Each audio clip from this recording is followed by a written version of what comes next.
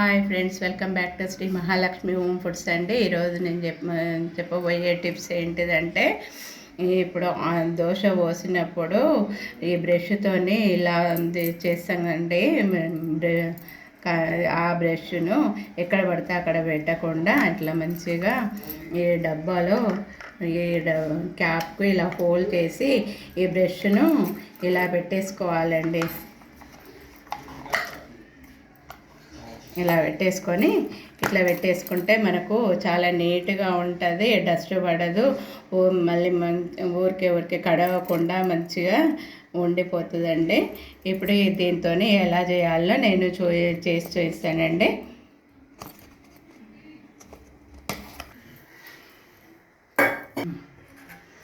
ఇలా రవ్వ దోశ పోస్తున్నానండి నేను.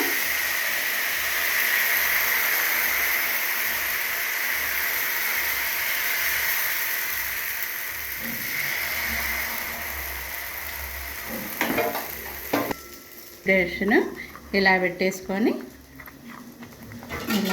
ఇలా పెట్టేసుకుంటే ఒక పని అయిపోతుందండి. మనకు మంచిగా నీట్గా ఉంటుందండి, చూసుకునేటందుకు చాలా నీట్గా ఉంటుంది.